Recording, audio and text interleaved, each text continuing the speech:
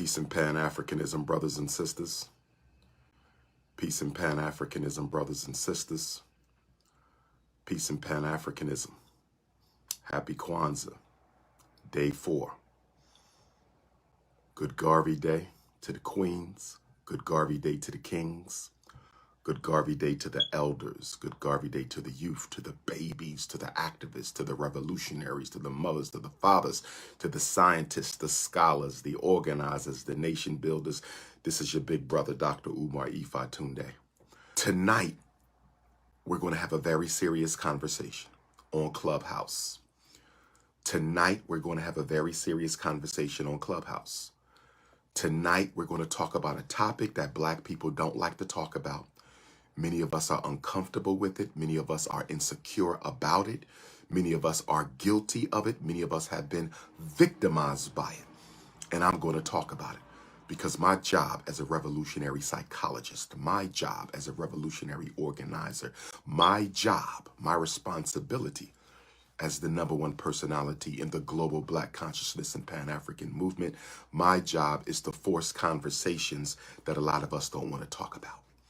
My job is to force the conversations that a lot of us don't want to talk about. So tonight at 9 o'clock on Clubhouse, the handle is at Dr. Umar Johnson. Tonight, we're going to talk about light skin supremacy, dark skin supremacy, mixed race supremacy. That's right. We're going to talk about being too dark as an African. We're going to talk about being too light as an African. We're going to talk about not being Black enough because your mother is white or your father is white. We're going to talk about skin color prejudice in the African community. We're going to talk about skin color prejudice in the African community, and I don't want none of you to hold back. Be respectful with your comments, but I don't want you to hold back. Did you grow up in a family where you was too dark? Where your aunts and uncles always chose your light-skinned brothers and sisters or your light-skinned cousins, and you always seemed to not be around when they went out? Do you remember your grandmother looking at the ears of the newborn grandchildren to see how Black they were behind the ears, to see if this would be a dark-skinned grandchild or a light-skinned grandchild? Did you ever have a parent who made a prejudiced comment about your skin color? I remember my biological father. I remember as plain as day. We were driving in the car one day with my biological father, who happens to be a light-skinned Black man with green eyes. I remember him ask me in the car, why was I so dark? I remember that. I was about, I don't know, elementary school. But my father asked me, why was I so dark? He asked us, my mother's children, why did y'all have to be so dark? So I know that there's light skin supremacy in our community. There's also dark skin supremacy. There are Africans who will reject. There are Africans who will reject Africans if they not dark enough. We got a dark skin supremacy. We got folks who say, if you're not as Black as me, you ain't worthy to be called an African. We got to talk about this conversation. The Most Honorable Marcus Garvey said, the prejudice within the African race exceeds the prejudice directed towards the African race. Would you agree with that? Do you agree with Mosiah Garvey? Do you agree with the Honorable Marcus Garvey when he said the prejudice amongst African people, the prejudice we have amongst us is worse than the prejudice directed towards us by outside groups? Would you agree? I would agree. I would agree. I think we are more petty with our skin color issues within the race than we are than other people. Because for white folks, you all Black. Chinese, you're all Black. No matter if you're mixed race, light skin, brown skin, butter almond, butter pecan, cinnamon, nutmeg, sweet brown sugar, honey, peanut butter, you're all the same to the Chinese. You're all the same to the Arabs. You're all the same to the Mexicans. You're all the same to the European Jews. You're all the same to the Anglo-Saxons. But when we get behind closed doors, we start splitting the race up. We start looking at hair color. We start looking at African features. I know for a fact that a lot of light-skinned children have been mistreated because they were light. Working in the schools, I can remember light-skinned girls being jumped and beat up elementary school, middle school, high school. This is as a school psychologist, my 25 years in this work. The light-skinned girls were always the ones getting beat up after school. You know why? Because the black boys were more interested in the light-skinned girls than the dark-skinned girls. And why were the black boys, 5th grade, 6th grade, more interested in the light-skinned little girls than the black girls? You know why? Because their mothers, that's right, black woman. That's right, black woman. That's right. The nonverbal messages that black mothers and fathers send to their sons about black beauty indoctrinates them to believe that the light-skinned girls are prettier. And since the light-skinned girls are prettier, the light-skinned girls had to get their asses beat. The light-skinned girls had to suffer the punishment for a black community that teaches its sons that beauty is based on skin tone. The black mother, the black father have taught the black boy that beauty is based on pigmentation. Beauty is based on melanin.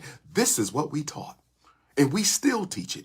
And if you're going to argue that we don't teach it, how does a 3rd grade boy, how does he know at 3rd grade, 2nd grade, dark skin is ugly and light skin is pretty? And no disrespect to the hip-hop community. No disrespect to the hip-hop community. But if we are going to be honest, Sean Carter, Jay-Z, I'm a fan. But Mr. Carter, and I hope this doesn't stop you from donating to the Frederick Douglass and Marcus Garvey Academy, but growing up listening to hip-hop, Jay-Z has had a lot of very negative comments to make about dark-skinned women. I don't think it's a coincidence that his wife, Queen Beyonce, who we love and respect, is light-skinned, because all he talked about in his rap music was wavy, light-skinned women. And when he talked about dark-skinned women, he would call them fum foo and everything else. Lil Wayne. I just heard Chris Brown, and I like Chris Brown. I think he's one of the most talented black men of the 21st century. But I just heard about Chris Brown making negative conversations, negative comments about dark-skinned women. I see NFL players on boats with mixed race and light-skinned babies. Last year, somebody sent me a video clip of NFL players with their light-skinned babies saying, if your children are not this light, you ain't winning.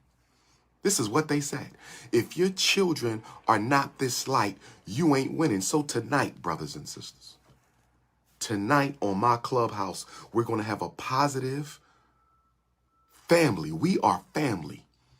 Africans in Africa, Africans in America, Africans in Canada, Africans in Europe, Africans in Asia, Australia, the South Pacific, Central and South America, the Caribbean. We are family, and we're having a family conversation tonight on Clubhouse. We're going to have a family conversation. And then some of you don't even know that you practice skin color prejudice. Some of you don't even know. Some of you are not aware of your skin color prejudice.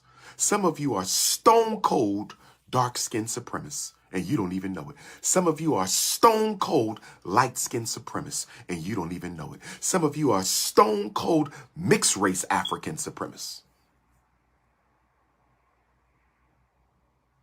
And I've seen a lot of mixed race Africans get mistreated. I see that all the time.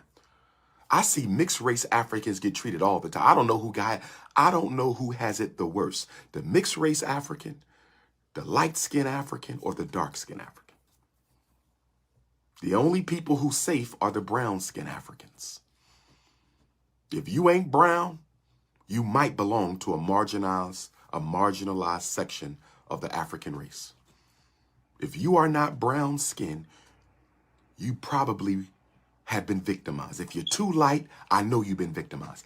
I don't know of a super light, bright African, not mixed race, not even mixed race. Both parents are black, but they happen to come out super light, bright. I don't know one who have not been psychologically traumatized by black people.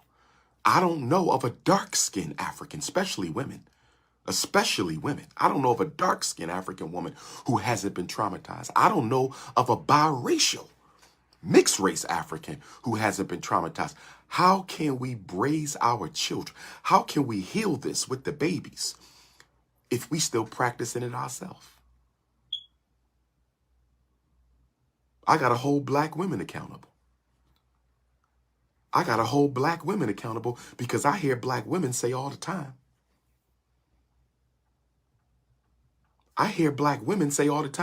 I only like dark-skinned men. I hear sisters say all the time, I only date dark skin. I'm only attracted to dark skin. I don't like light-skinned men. Well, let me ask you a question, sisters.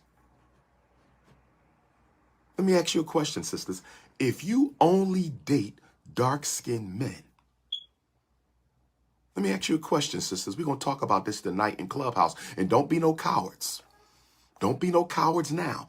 I want you to join in and let your voice be heard tonight. But let me ask my sisters this. If you're only going to date a dark-skinned man, if a black woman is only going to date a dark-skinned man, how can you get mad at brothers for saying they only want light-skinned, wavy-hair black girls? Is that not a contradiction? Is it not a contradiction for a black woman to say, I only want a dark-skinned man, but get mad at black men who only want light-skinned women?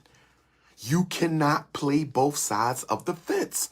If black women want black men to stop putting light-skinned sisters on a pedestal, you need to stop putting dark-skinned men on the pedestal. All black men are worthy of your attention, worthy of your honor, worthy of your love and support.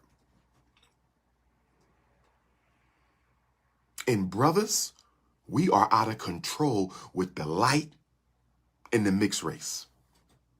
Most scholars in the black conscious community have light-skinned women. You're not going to convince me that that is a coincidence.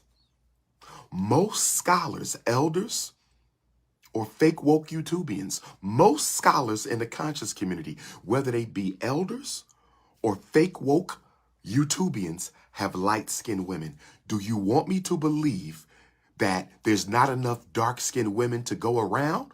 Or are we deliberately selecting out for skin color even when we claim to be woke?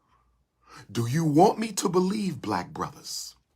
Do you want me to believe, black brothers, that it is purely a coincidence that so many of us who claim to be woke, so many of us who claim to be conscious, is it a coincidence that so many of us end up with the lightest women you can possibly find?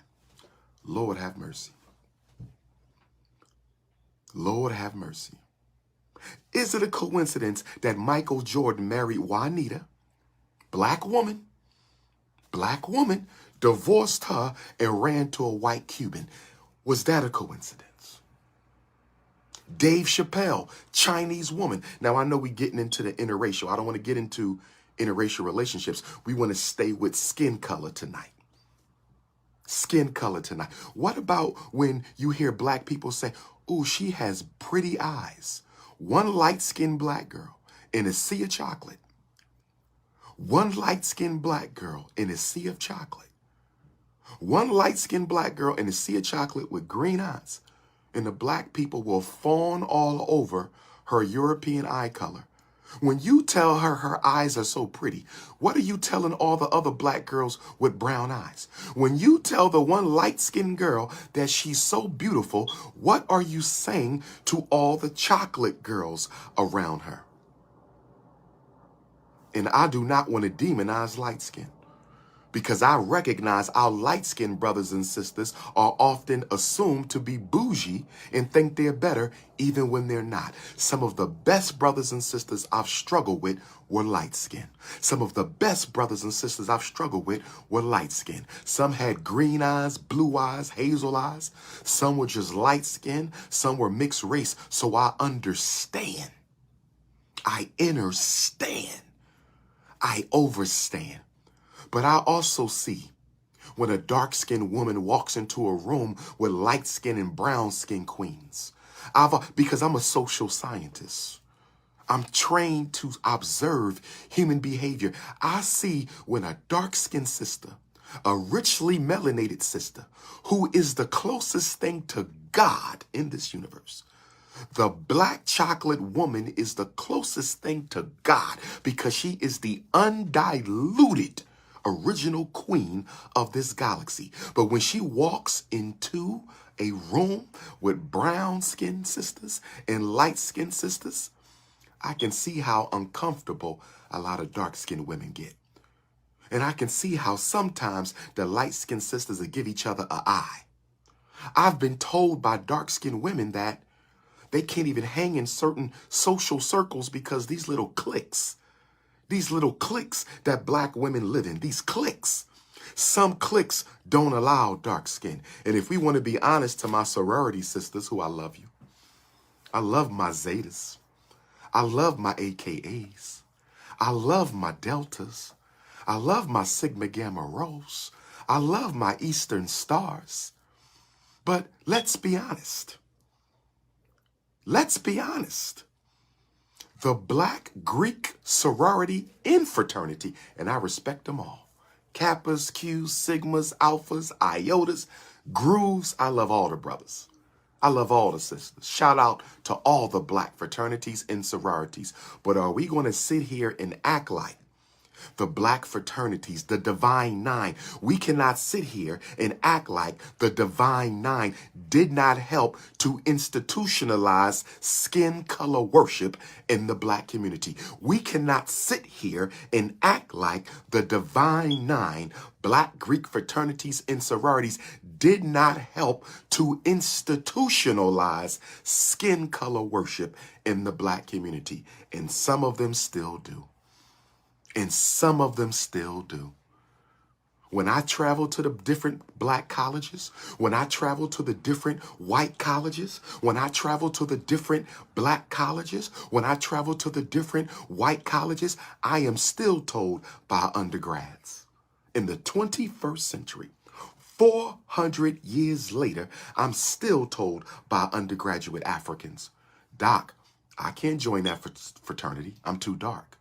I can't join that fraternity. I'm too light. I can't join that fraternity. I'm too dark. I can't join that fraternity. I'm too light. I can't join that sorority. I'm too dark. I can't join that sorority. I'm too light. So tonight on Clubhouse, we're going to expose it. We can't heal. We can't heal unless we go into the uncomfortable spaces of the global African reality. We can't heal if we don't deal with the issues that affect us. I'm going to bust the door open because I'm Ogun, brothers and sisters. I'm Ogun. I got to kick the door open. Ogun. I got to kick. I'm cutting all the self-hate. I'm cutting all the self-hate out of your heart. I'm going to make you destroy the inner. I'm going to make you crucify the inner coon. That's what revolutionary Pan-Africanism is. That's what Pan-African nationalism is. It is all Africans for all Africans. We rise together or we don't rise at all. I want a unified race. I want a United States of Pan-Africanism. I want a United States of Pan-Africanism. And we got to deal with the skin color issues. Why our Jamaican brothers and sisters, our Senegalese brothers and sisters, our Haitian brothers and sisters, skin bleaching like it's going out of style. Black folks are out there getting surgeries to bleaching their skin up. Skin color, light skin supremacy, dark skin supremacy. I once stopped dating a sister. I once stopped dating a sister because she was a light-skinned supremacist. I didn't know that at first. But every time we got around dark-skinned Africans, she had something negative to say. I'm like, what's going on with you? She didn't even realize it. Every time we got around some dark-skinned African brothers, and she had something to say. What's wrong with you? I had a dark-skinned sister tell me that light-skinned women are nasty. I had a dark-skinned sister tell me that, them light-skinned women, they not clean, Dr. Umar. Light-skinned sisters don't clean their bodies the way dark-skinned. Where the hell do y'all get this? Where do you get this from? Who told you light-skinned women are dirty? I've had light-skinned brothers come around me say, Doc, you might accept me, but I'm telling you right now, the dark-skinned dudes are not going to like me because of my skin color. They think I'm going to get all the women because I'm light-skinned. These are things I hear. I hear this stuff now, brothers and sisters. I'm not talking old stuff. We got to get over this. We are raising our children like this. Y'all remember Spike Lee's School Days? Y'all remember Spike Lee's School Days movie about the light skin, the dark skin? And let me say this. Everybody's a victim and everybody's a perpetrator. Dark-skinned Africans are just as guilty of perpetuating skin color worship as they are victims. Light-skinned Africans are just as guilty of perpetuating skin color worship as much as you are a victim. Now, on my Instagram post, I want to say this. Light-skinned Africans, don't be disingenuous about this conversation. Because I'm seeing a lot of light-skinned Africans say things like, I have never seen a light-skinned privilege. Now, I would agree with you. I don't think your light-skinned privilege is as great as is presumed. I don't think light-skinned privilege is as great as it has been presumed to be. I think light-skinned privilege is exaggerated, especially in the 21st century. I would agree, but I would totally disagree with you.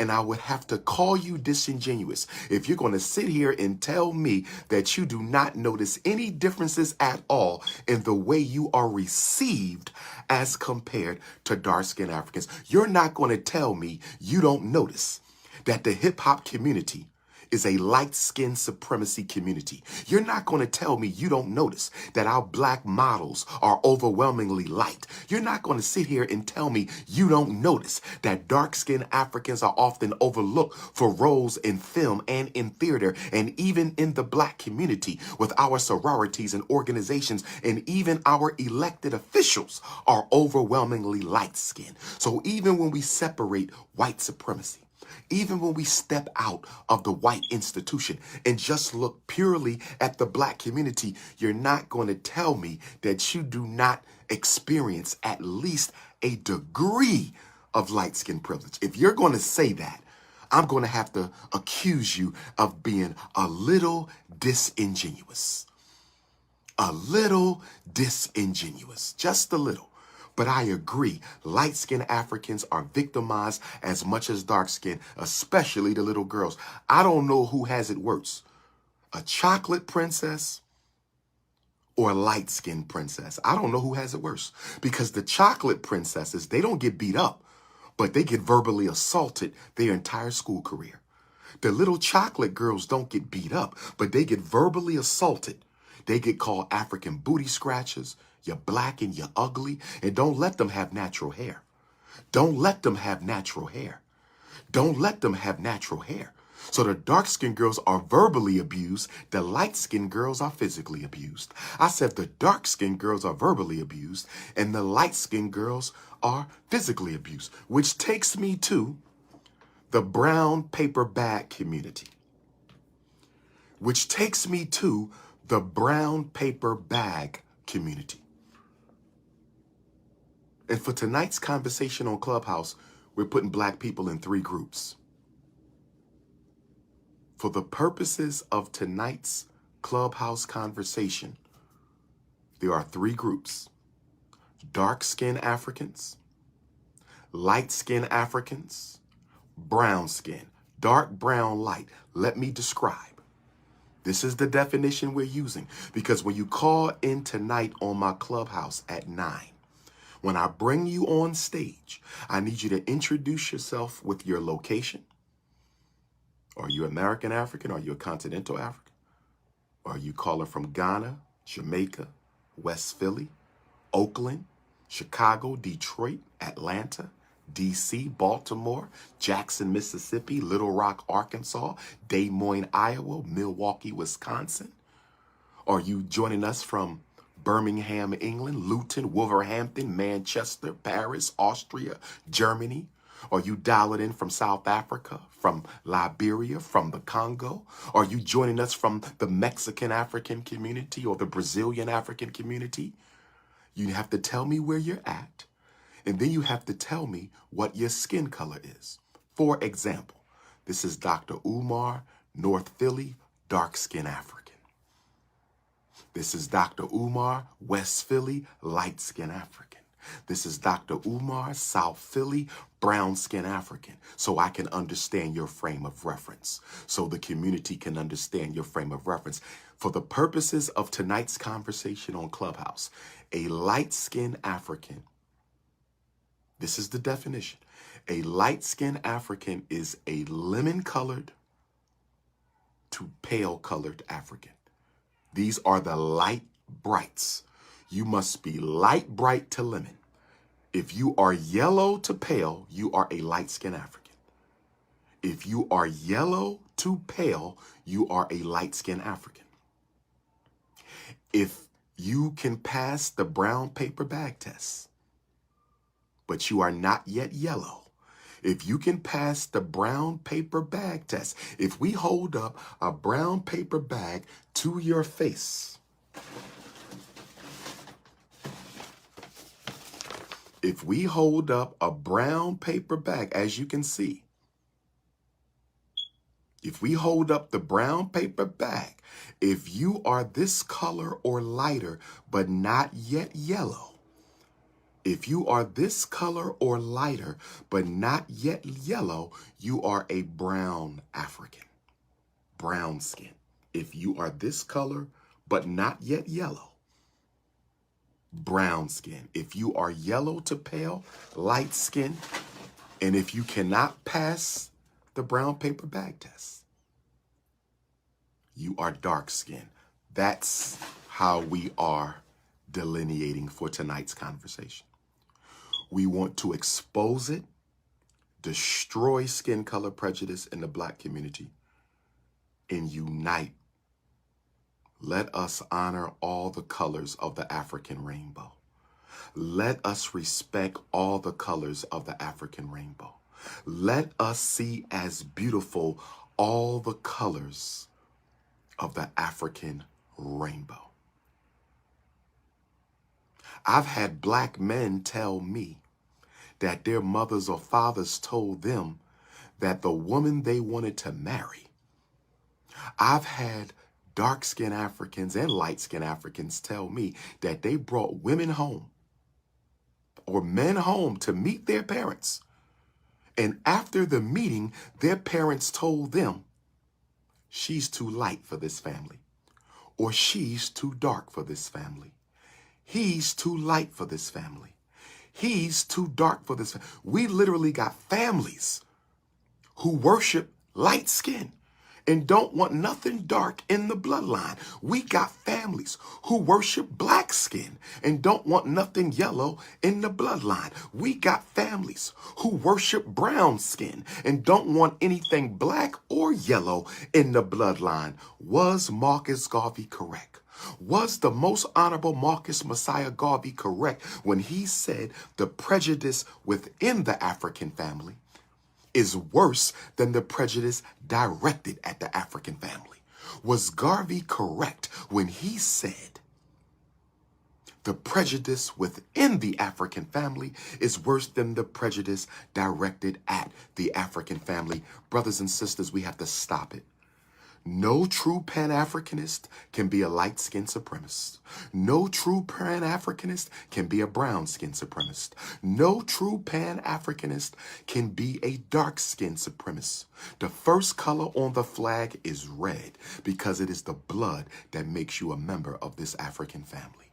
The first color on the flag is red because it is the blood that makes you a member of this African family. And then we got to have a conversation with our mixed race Africans. Are y'all really down for the struggle? Or are you only black when it suits you? I got some mixed race Africans who are darker than non-mixed Africans. I know mixed race Africans who are darker than some light-skinned Africans. But yet you have a problem with them because they got a white mother or white father. They're not responsible for how they got here. They're not responsible for how they got here. They're not responsible for how they got here. And don't say we make too much of a deal out of skin color. I agree that we do. But don't use that as an excuse to not have the conversation. Because what I find is a lot of us are insecure. A lot of us are guilty of skin color worship. Guilty of skin color worship, and we don't want to have the conversation because we might inadvertently expose our subconscious beliefs. See, a lot of us don't want to talk about it because you're guilty of it.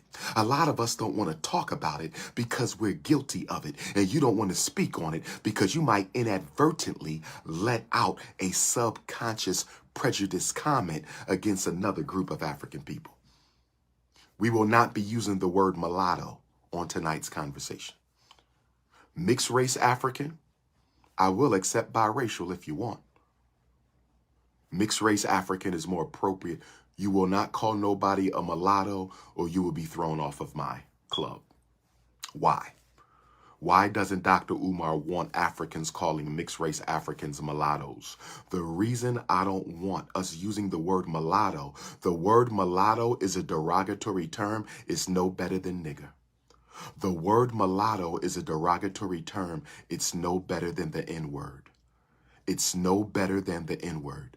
When you call an African a mulatto, you're basically calling him a mixed race dog. You're calling him or her a mutt. We will not be using the word mulatto. And let me say this, as we get closer to the grand opening of FDMG. Let me say this as we get closer to the grand opening of FDMG. If you ever disrespect a light-skinned African on my campus, if you ever disrespect a brown-skinned African on my campus, if you ever disrespect a mixed-race African on my campus, you will never be allowed on that campus again. The Frederick Douglass and Marcus Garvey Academy is a Pan-African universe. The Frederick Douglass Marcus Garvey Academy is a Pan-African universe. All Africans are welcomed, whether they have one black parent or two, whether they be blue, black, purple, or light bright, whether they are mixed race or all-blooded African. All Africans are comfortable at FDMG. And if you come there and you try to introduce your little petty prejudices and your petty biases, you want to discriminate, your ass will be entered into the book of Negroes. In the book of Negroes, I don't care what color you are. In the book of Negroes, I don't care what skin tone you have. Heaven on earth will be practiced at the Frederick Douglass Marcus Garvey Academy. We are one people. We are one community. We are one race. We are one family. We are one people. We are one community. We are one race. We are one family. But tonight, tell the truth of how you feel. If your mother and father raised you to worship skin color, say that. If you hate yourself for being light-skinned because of how you've been treated by other black folks, say that. If you are a mixed race African and you don't feel comfortable coming to the Dr. Umar lecture because black people look at you like you don't belong, say that. Tonight we will heal from this womb that white supremacy put in us, known as skin color prejudice. Tonight we destroy light skin supremacy once and for all. Tonight we destroy black skin supremacy once and for all. Tonight we destroy biracial bias and discrimination once and for all. We're going to expose the hypocrisy and the pain of our mixed race Africans. We're going to expose and destroy the hypocrisy and the pain of the dark-skinned African community. We're going to expose the hypocrisy and the pain of the light-skinned African community. We're going to expose the hypocrisy and the pain of the brown-skinned African community. With that being said, tonight's conversation is about skin color prejudice within the African race. Tomorrow's conversation is about the LGBTQ. That's right. That's right. That's right. Tomorrow night, if you are black and gay and you have a problem with heterosexual black men and women, if you have a problem with our opinions of you, tomorrow we are giving you a safe forum to express yourself. For the heterosexual Africans, if you know of black LGBTQs and they don't call in tomorrow, they a bunch of hypocrites. He's given you the opportunity in a respectful, safe place to air your grievance. Tomorrow's conversation is not about whether you agree. Tomorrow's conversation is about whether or not the black LGBTQ. Tomorrow's conversation is about whether or not the black LGBTQ is supportive of the black community, or are they being used by the white power structure? What is the agenda of the black LGBT community? We want to know. Educate us, black LGBTs. I'm calling you out to educate the heterosexual community. What exactly do y'all stand for? What are your goals and objectives? Do you only care about black people who are gay? Because we don't never see y'all. I'm just speaking from me, and you can correct me tomorrow night. I don't see black gays when we're fighting police brutality unless they fight it as black gays.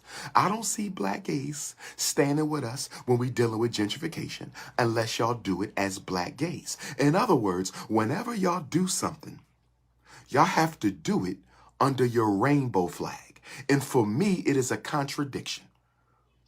For me, it is a contradiction. For me, it is a contradiction. If you're gay and black, but the only way you can do anything for black people is by waving your flag. Because if you notice, LGBTQ, y'all tend to pull yourselves out and separate yourself from the rest of us. Y'all do. You're a privileged group within Black America, but you try to act like you're not privileged. I believe there is a gay black privilege. If I'm wrong, tell me tomorrow night. I want to ask you guys some questions. I have some questions for LGBTQ, and I'm sure y'all have some questions for us. I have some questions tomorrow night for the LGBTQ. Don't run. Don't run now. Don't run now. This is your chance. Nobody's going to call you the F word. Nobody's going to call you the D word. Nobody's going to call you none of that. You will be respected. Yes, it will get emotional at times, but it will never be disrespectful because I will snatch heterosexuals out the conversation. I will snatch LGBTs out the conversation. But, excuse me, time out. White people, this is not your conversation. Here we go again with the mayonnaise mafia. White people, I know I have white people who follow me. I receive a lot of positive mail from white people. But white people, this is an African family conversation. I need you to see your way out of it right now. This is not for white folks right now. This is not for white folks. My Clubhouse platform is only for Africans. We're trying to heal ourselves from what your people have done to us. You know why we got to have a light-skinned supremacy conversation? Because your ancestors indoctrinated that into our community. You know why we got to have a homosexual conversation? Because your ancestors indoctrinated that into our community. White folks, get off my live right now. Okay? This is not about y'all. I'm not going to disrespect you. Some of you support me. I'm not going to disrespect you. But can you please get the F off my live? I'm having a conversation, a serious conversation with my people. Tonight on Clubhouse, we talking about skin color worship in the black community. Tomorrow on Clubhouse, we talking about the black LGBT political agenda. RBG versus LGBT. Respectfully, can we have a conversation without calling each other names? Can we have a conversation without getting all in our feelings? Because I'm telling you now, if we gonna save black America, if we gonna save black Africa, if we gonna save black Europe, if we gonna save black Brazil and black Colombia and black Jamaica and black Haiti and black Turk and Caicos and black Bahamas, if we gonna save black Canada and black Australia, brothers and sisters, we gotta resolve this. We can agree to disagree, but let us have some principles of understanding. We need mutual points of understanding. Muslims and Christians do not agree on some very serious principles. Muslims and Christians do not agree on some very serious principles, but they do have some principles of respect. We may never see eye to eye. We may never see eye to eye, but let us at least find out what each other stands for, what each other believes in, and let us move forward, agreeing to disagree, but with respect. Because the LGBTQs were all on my Instagram under my posts talking about how can he lead this conversation as a heterosexual? What kind of question is that? Y'all want to kill the conversation. Y'all want to stop heterosexuals from talking about it. You don't want to be questioned about anything you do. And when somebody disagrees with you, they automatically hate you. Stop that bull crap. I'm asking you to man up and woman up. You are not innocent. All of us are victims and all of us are perpetrators. If all of us are victims and all of us are perpetrators, that means black LGBT are just as guilty as everybody else. You are not innocent. Cut it out. You are not innocent. Cut it out. So tonight, 9 o'clock, are you too black?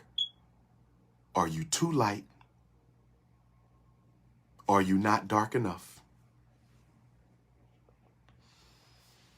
Are you too black?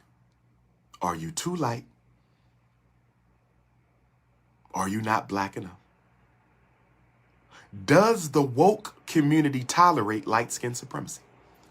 Does the woke community attack black skin Africans?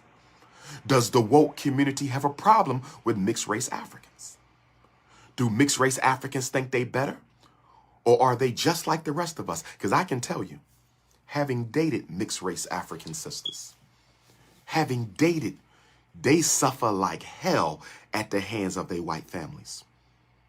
Mixed race Africans might suffer worse than the rest of us behind closed doors because their white family will say whatever they want to say about black people right in front of their face, as you heard Barack Obama say. But just like a Barack Obama, some mixed race Africans will still align themselves more with white people than black people. Some mixed race Africans will still align themselves more with white people than black people. But to my mixed race Africans, is that a myth? Is it a myth that y'all think y'all white? Is it a myth that y'all don't want to be black? Is it a myth that y'all don't identify as being black? Let's expose it all. I am here to expose the wounds so they can heal. See, when you break a bone, you got to set that bone back correctly or it'll never heal properly. When you have a wound on your body, you got to make sure you dress that wound up properly or it'll never heal. And Dr. Umar is here to say we have not addressed the wounds of light-skinned, dark-skinned, biracial supremacy adequately. We have not addressed the wounds of the black LGBT. So we got to tear the scab off. We got to tear the scab off and squeeze the pus out. We got to tear the scab off and squeeze the blood out. We going to tear the scab off tonight on skin tone prejudice in the black community. We going to tear the scab off tonight. Tomorrow, we tearing the scab off of the LGBT versus the RBG. Can we respect each other and agree to disagree? What do y'all stand for?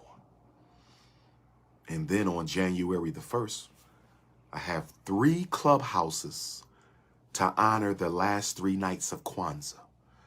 I have 3 clubhouses to honor the last 3 nights of Kwanzaa. Tonight, Skin Color Prejudice, 9 p.m. Eastern Standard Time, at Dr. Umar Ifatunde on Clubhouse. At Dr. Umar Ifatunde on Clubhouse. At Dr. Umar Ifatunde on Clubhouse. Tonight, we dealing with Skin Color Prejudice. Tomorrow, we dealing with LGBT versus RBG. And on New Year's Day, we coming in. New Year's Day, we are talking about building a black power structure for the new year. That's right, brothers and sisters. That's right. Saturday night New Year's is about solutions. Saturday night New Year's is about solutions. January the 1st at 9 p.m., we are talking about building a black power structure. We know about the white power structure. We know about the Chinese power structure. Where is the black power structure and how do we build it? What are your ideas for economic liberation? What are your ideas for political liberation? What are your ideas for spiritual, academic, black family, black children, educational, gentrification, police genocide? New Year's Day, we dealing with the black power structure. We are having a think tank on New Year's night. We are having a think tank on New Year's night. We are having a think tank on New Year's night, a game-changing strategy session. If you have ideas, bring them to the tables on New Year's Day. We going into 2022 in a RBG blaze. We on fire for black liberation in 2022, brothers and sisters. I said we on fire. Should we start our own black cryptocurrency? Do we need an all-black cryptocurrency? Now, I understand we got some brothers and sisters who have started the black cryptocurrency. But you're going to have to break it down for me what you're doing. Dr. Umar needs to understand, overstand, and understand the cryptocurrency so I know how it works because I need more education. I'm humble enough to say that. I need more education, and I want to make sure the black cryptocurrency is being controlled by the black community, not a bunch of talented 10th bourgeoisie Negroes. Because I'm willing to sign on to a cryptocurrency, but I'm not going to do that unless I know exactly what's going on with that cryptocurrency and that I have some decision-making power over that cryptocurrency. Maybe we need our own Garvey coin. Maybe we need the Garvey coin. Maybe we need the Nkrumah dollar. Yes, brothers and sisters. Should we be trying to buy one of these 11 black cities for sale in the United States? Should we be trying to buy one of these 11 black cities for sale? Hell, Michigan only costs $900,000. Hell, Hell, Michigan, $900,000 for the whole city. Hell, Michigan is 1 hour from Chicago. Hell, Michigan is 1 hour from Chicago. Should we go and buy Hell, Michigan, build our own hospital, our own supermarkets, our own schools, our own banks, our own shipping industry, our own distribution network, our own manufacturers, black power structure, not waiting on reparations? That's not a part of this. Nope. We support reparations. We will fight for reparations. It has no place in the conversation on the black power structure because this is a nationalist power structure. This is a do-for-self power structure. This is about solutions. We need to start selling an all-black water. We need to start selling an all-black water. Is there anybody out there? Yeah, we got some brothers selling all-black water. I need to have a conversation with the all-black water family. We're going to have a clubhouse chat one day with the all-black water family because we got to find out how we can get black water to the entire African world and use some of that money to subsidize the building of Black Wall Street. So New Year's Day is all about solutions. Tonight, we're going to dissect skin color worship. Tomorrow, we're going to dissect RBG versus LGBT. And then on New Year's Day, it's all about the solutions.